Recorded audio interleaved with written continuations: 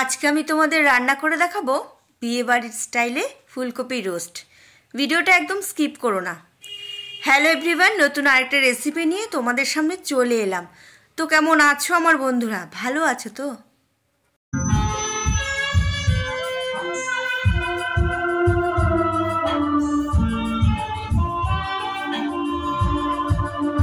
একটা মিডিয়াম সাইজের ফুলকপি দেখো এরকম টুকরো করে কেটে জলে ভিজিয়ে রেখেছি। এর মধ্যে আমি কিছুটা নুন দিয়ে দেব। কিছুটা নুন দিয়ে কিছুক্ষণ জলে রেখে দিলে কি হবে, যদি ফুলকপিতে পোকা থাকে তাহলে পোকা বেরিয়ে যাবে। কড়াই বসিয়ে দিয়েছি, কড়াই গরম হয়ে গেছে। এর মধ্যে আমি দিয়ে দিলাম সাদা তেল। একটা মিডিয়াম সাইজের পেঁয়াজ টুকরো করে কেটে নিয়েছি। 8টা থেকে 10টা কাজু বাদাম দিয়ে দিলাম। পেঁয়াজ আর কাজু বাদাম ভেজে নেব। ভেজে ভালো করে পেস্ট করে নিতে হবে। পেঁয়াজ আর কাজু বাদাম ভেজে নিয়েছি, তুলে নেব।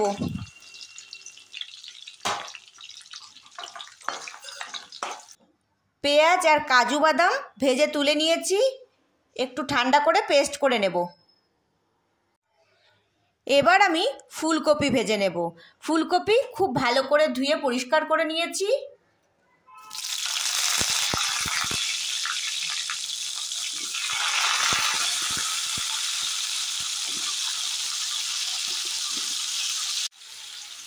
স্বাদ অনুসারে নুন দিয়ে দেব।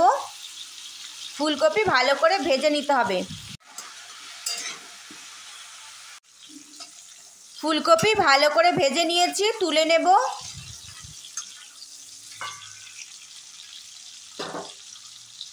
আমি কড়াইয়ে আরও কিছুটা সাদা তেল দিয়েছিলাম।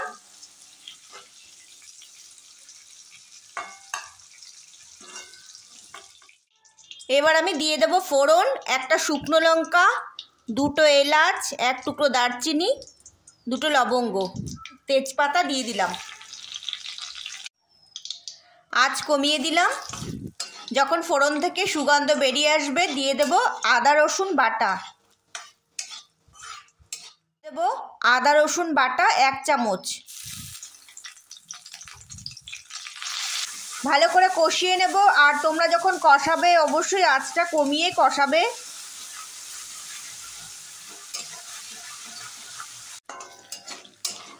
আদা রসুন বাটা দিয়ে ভালো করে কষিয়ে নিয়েছি। এবার আমি দিয়ে দেব 1 চামচ হলুদ গুঁড়ো, 1 চামচ লঙ্কার গুঁড়ো। কষিয়ে নেব। কিছুক্ষণ কষিয়ে নেওয়ার পর দিয়ে দেব টমেটো বাটা। আমি একটা বড় সাইজের টমেটো ভালো করে বেটে এর মধ্যে দিয়ে দিলাম। টমেটো বাটা দেওয়ার পর আবার কিছুক্ষণ ভালো করে কষিয়ে নেব।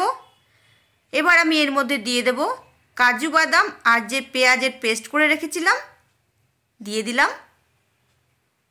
তোমরা চাইলে এই রান্নায় পোস্ত ভালো করে বেটে দিতে পারো। পাত্রে মশলা অনেকটা লেগে রয়েছে, তো আমি জল দিয়ে ধুয়ে সেই জলটাও এর মধ্যে দিয়ে দেব। দিয়ে খুব ভালো করে কষিয়ে নিতে হবে।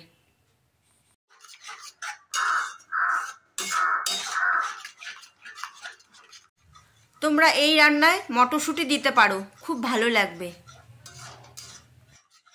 ভালো করে কষিয়ে নিয়েছি আর দেখতে পাচ্ছ মশলা থেকে তেল ছেড়ে দিয়েছে।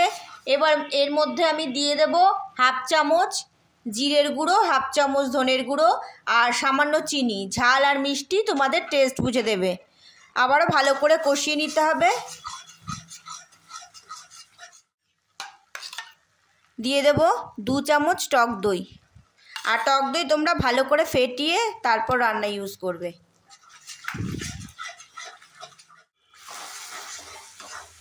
ভালো করে কষিয়ে নিয়েছি। এর মধ্যে আমি দিয়ে দেব স্বাদ অনুসারে নুন। স্বাদ অনুসারে নুন দিয়ে দিয়েছি। আর দেখো ভেজে রাখা ফুলকপিগুলো কড়াইয়ে দিয়ে দিলাম। এবার খুব ভালো করে কষিয়ে নিতে হবে ফুলকপির সাথে। কিশমিশ দিয়ে দেব। তো এর মধ্যে আমি কিশমিশ দিয়ে দিলাম। ভালো করে কষিয়ে নেব। ভালো করে কষিয়ে নিয়েছি, মশলা থেকে তেল ছেড়ে দিয়েছে। এর মধ্যে আমি দিয়ে দেব জল। আঁচ বাড়িয়ে ফুটিয়ে নেব।